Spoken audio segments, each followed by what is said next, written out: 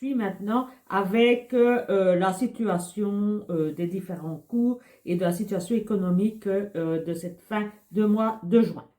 Alors, la grande surprise, c'est que, comme je vous disais dans la vidéo précédente, on s'attend à une montée de l'or et de l'argent, mais on a été un petit peu surpris. Eh bien, c'est que le platine, ces derniers temps, a repris des couleurs et est remonté.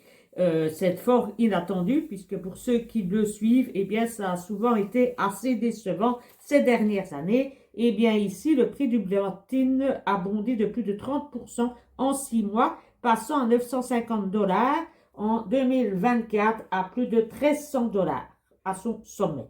Alors, pourquoi est-ce que le platine est en train de reprendre des couleurs et de s'envoler? Eh bien, c'est à cause du déficit d'approvisionnement qui provient d'Afrique du Sud. Apparemment, il y a un problème d'approvisionnement. Il faut aussi savoir que le platine, eh bien, il y en a aussi énormément en Russie. Et vu les sanctions, eh bien, c'est aussi limité. Le platine est quand même un produit qui est moins courant sur les marchés. Et donc, si l'Afrique du Sud a des problèmes d'approvisionnement, eh bien, ça se répercute sur l'offre. La deuxième chose, eh bien, c'est l'évolution de la tendance en Chine. Actuellement, en joaillerie, donc en bijoux, eh bien, la Chine était une fanat de l'or. Et depuis ces derniers temps, eh bien, il se tourne un petit peu plus vers le platine. Et du coup, eh bien, la demande devient plus forte. Enfin, troisième point qu'on peut retenir, eh bien, c'est que le platine est fort utilisé pour les voitures hybrides et principalement pour les voitures à l'hydrogène. Et l'hydrogène revient un peu à la mode ces derniers temps. Et donc, du coup, eh bien, le platine revient à l'avant-plan, pardon. Et enfin, eh bien, c'est que le platine est un des produits les plus sous-évalués, mais aussi le plus abordable, qui en fait son attrait. Et du coup, bien, on s'y intéresse un petit peu plus ces derniers temps. Et par conséquent, bien, comme la demande augmente, que l'offre reste très limitée, surtout avec les problèmes d'approvisionnement, eh bien, on envisage un potentiel de hausse tout à fait certain et agréable à suivre. Et donc, voilà que le platine revient à l'avant-plan. Alors, pourquoi s'intéresse-t-on au platine? Eh bien, c'est parce qu'il est beaucoup plus rare que l'or, mais beaucoup moins cher. Deuxièmement, eh bien, parce qu'il touche au domaine de l'hydrogène qui revient à la mode.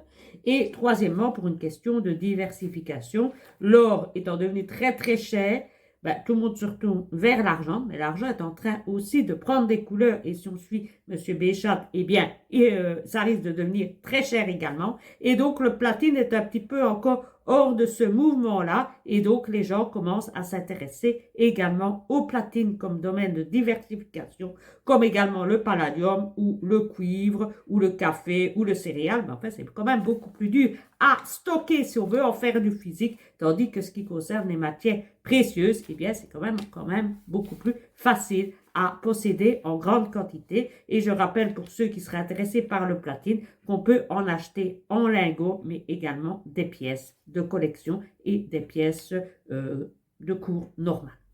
Alors, en ce qui concerne le dollar, eh bien, le dollar diminue. Il est à son plus bas depuis 3 ans.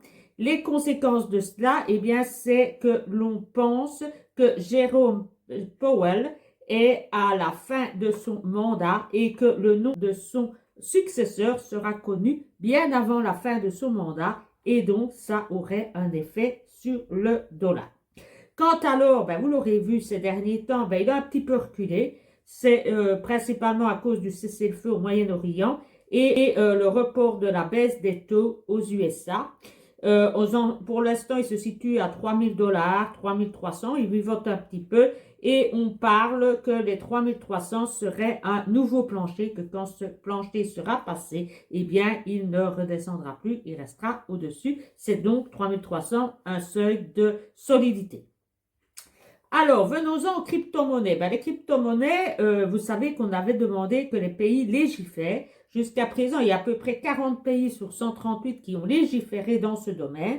Et on se rend compte que de plus en plus, eh bien, c'est le domaine de la criminalité qui utilise les crypto-monnaies. Et donc, on a évidemment de plus en plus de criminels qui utilisent cette crypto-monnaie. Et donc, cette crypto-monnaie fait un peu l'image des bandits et des mafieux. Enfin, en ce qui concerne Wall Street, eh bien là, on a des actions qui sont records, avec le SP500 qui est à son pic depuis février, le Nasdaq également, et le Dow Jones aussi. Alors, nous en venons à la France avec sa dette publique qui n'arrête pas d'augmenter. Nous sommes à 112% du PIB et ça ne devrait pas s'arrêter, surtout qu'il n'y a aucune mesure qui sont prises pour enrayer ce système et on se demande comment ils vont pouvoir tenir leurs engagements. Et on a parlé ces derniers jours de mettre la France sous tutelle. Ça a d'ailleurs été parlé par le chef du FMI, mais apparemment, selon certains analystes et certains journaux que j'ai lus, comme Le Monde, ça n'aurait pas encore lieu pour la bonne et unique raison qu'il y a encore assez bien de pays qui font confiance à la France et qui leur prêtent de l'argent. Mais en tout cas, c'est la première fois que ça a été invoqué. La France était mise sous tutelle à l'instar de ce qui a eu lieu en Grèce en 2012. Il faut s'attendre à ce que des réactions soient réalisées sur différents secteurs du pays. Et on peut évidemment citer que premièrement, il pourrait y avoir évidemment une intervention sur les pensions, sur les retraites. Deuxièmement, qu'il pourrait y avoir une limitation dans les retraits de l'argent bancaire et de vos biens bancaires. Troisièmement, une intervention sur l'épargne. Quatrièmement, une augmentation des impôts. Et cinquièmement, une spirale sur la précarité. Et tout cela n'annoncerait rien de bon. Mais pour l'instant, apparemment, ça n'a seulement été qu'invoqué. Et pour bon nombre d'analystes, on en est encore loin. Mais enfin, c'est quand même la première fois que l'on parle de la mise sous tutelle de la France. Et apparemment, selon certains analystes et certains journaux que j'ai lus, comme Le Monde, ça n'aurait pas encore lieu pour la bonne et unique raison qu'il y a encore assez bien de pays qui font confiance à la France et qui leur prêtent de l'argent. Mais en tout cas, c'est la première fois que ça a été invoqué. Alors, en ce qui concerne la Belgique, on notera qu'il y a de plus en plus de faillites de ces moments-ci. La faillite est repartie à la hausse et l'inflation également. Et donc, nous sommes également dans les 4 pays les plus endettés d'Europe. Donc, nous ne sommes pas mieux lotis que la France.